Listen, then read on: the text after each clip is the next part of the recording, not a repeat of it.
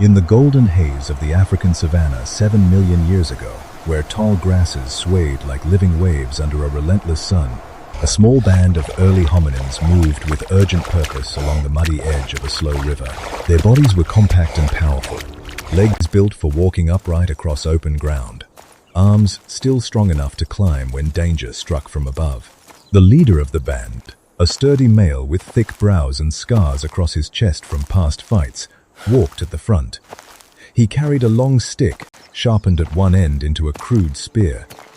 His mate followed close, a female with quick hands and watchful eyes, her back burdened by their young one wrapped tightly in vines and leaves. 2 other adults and a half-grown youth trailed behind, each clutching stones or digging sticks. They were hunting. The band had tracked a small antelope to the riverbank. The animal drank with nervous jerks of its head, unaware of the danger creeping through the grass. The leader raised one hand in a silent signal. The group spread out without a sound. The youth circled wide to block escape routes, moving low and fast like a shadow. The mate stayed back with the child, ready to throw stones if the hunt turned against them. The other adults flanked the leader, their feet careful on the soft earth. The leader crouched, spear ready, eyes locked on the antelope's neck. He waited for the perfect moment, muscles coiled like a spring. The ground trembled. A deep, rolling bellow rolled across the savanna, so low it vibrated in their bones. The antelope bolted. The leader froze, spear still raised. From the forest edge where trees met the grass, a shape emerged that dwarfed everything around it. A giant ape, massive, fur dark as storm clouds, shoulders broad as fallen logs stepped into the open. It stood taller than any tree the band had climbed, its arms thick with muscle, eyes small but burning with ancient awareness.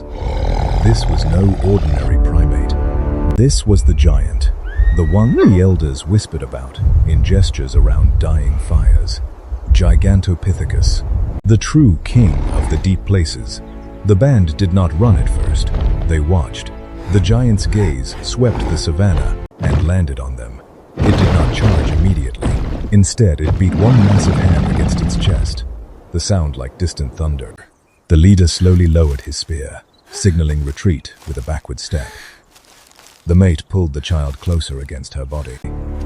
The youth's eyes widened, but he held his position until the leader gestured again. They began to back away toward the river, never turning their backs. The giant followed. Its steps shook the earth. Each footfall left deep prints in the mud. The band quickened their pace, but stayed together. The leader in front clearing a path with his spear, the mate shielding the child, the others guarding the sides. They reached the river's edge just as the sky darkened. Clouds rolled in from the west, thick and black, swallowing the sun. Wind whipped the grass into frenzied waves.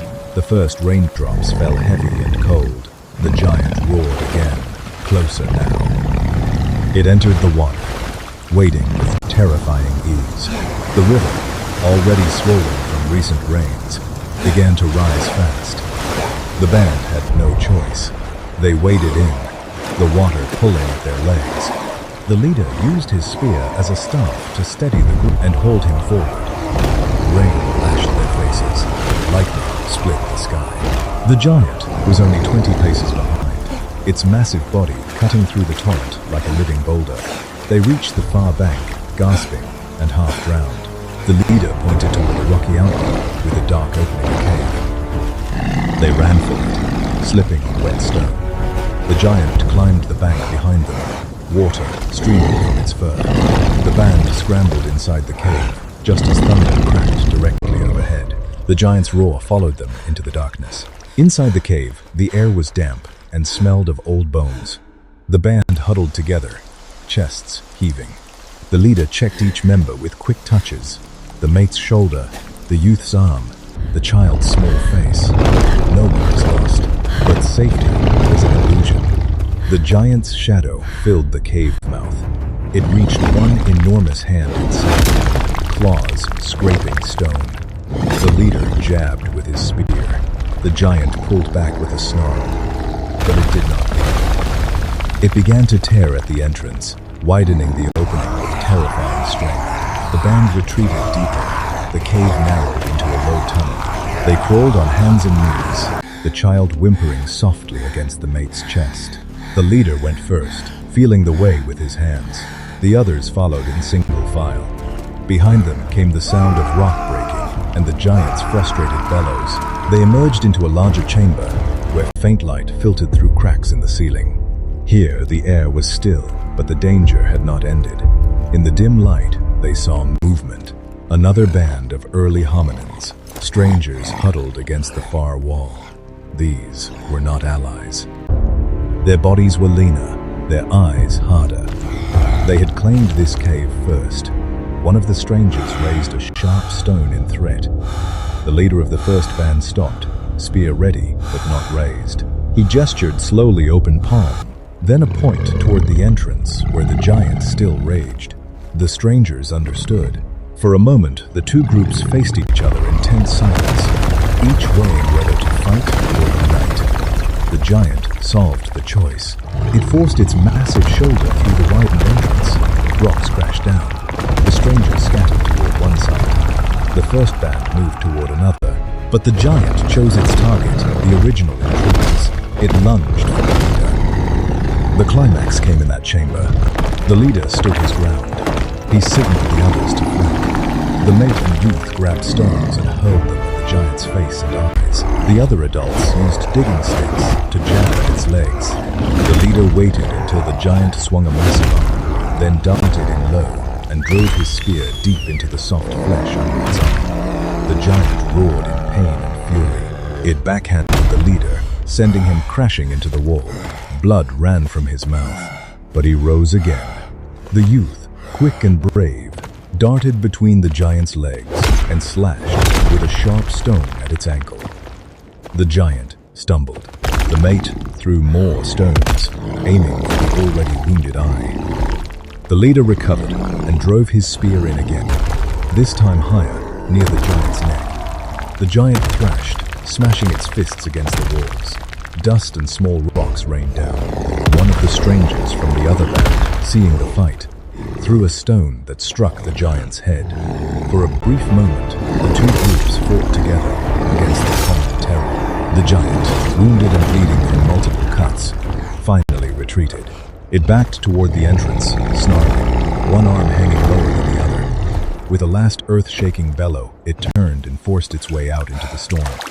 The sound of its retreat faded into the rain. The chamber fell quiet, except for heavy breathing and the drip of water. The leader stood swaying, blood on his chest and face. The mate rushed to him, pressing leaves against his wounds, bitter herbs she had carried from their old territory. Good for slowing bleeding. The youth helped the other adults check for broken bones. The child, still strapped to the mate's back, reached out a small hand and touched the leader's face. The leader managed a slow nod. The two bands remained wary but did not fight. The strangers offered a piece of dried meat from their own stores, a gesture of uneasy truce after shared survival. The first band accepted. They all sat together in the dim light while the storm raged outside. The mate crushed more leaves and applied them to the leader's cuts. The youth gathered fallen stones and sharpened them into new tools by striking them against the cave wall. The child, sensing the worst had passed, made a small sound that was almost a laugh. When the rain finally eased, the combined groups emerged from the cave into a washed clean savanna. The giant's tracks led away into the distant forest. The leader, still limping but upright, signaled that it was time to move. The two bands parted ways with cautious gestures of respect. No friendship yet, but no war either. The original band turned toward higher ground, where the trees were thinner and the view was wide. They walked slowly, the leader in front again, the mate beside him, with the child, the youth, and other adults guarding the rear. They stopped at a patch of fruit trees the storm had not destroyed. They gathered what they could, ripe fruit, edible roots dug with sticks. The mate found a small stream and used large leaves to carry water back to the group. They sat together on the grass as the sun broke through the clouds. The leader accepted a piece of fruit from the mate's hand. The youth showed the sharpened stones he had made. The child reached for the leader's finger and held it tightly. In that moment, with wounds tended and bellies beginning to fill, the band felt something shift. They were smaller than the giants of the world. They bled easily, but they had faced the true King Kong of their age, survived flood and cave and rival, and remained together. The leader looked at each member in turn, the mate who had never left his side, the youth who had fought like an adult, the child who represented tomorrow. He touched his chest, then theirs, a simple gesture of unity. They would move on at first light, find a new place to make their temporary home, and teach the child the ways of stone and leaf and staying together when the world tried to break them. The savannah stretched ahead, golden and vast. Somewhere in the distance, a giant ape nursed its wounds. But here, in this small circle of survivors, life continued, not because they were the strongest, but because they refused to face the darkness alone. The story of that day would be carried forward in gestures and scars, passed to the next generation as a living memory of courage against the impossible. And in the quiet after the storm, as they shared the simple meal of fruit and roots, the band laughed a low, rough sound that carried across the grass like a promise. They had faced the giant, they had endured, and they would endure again.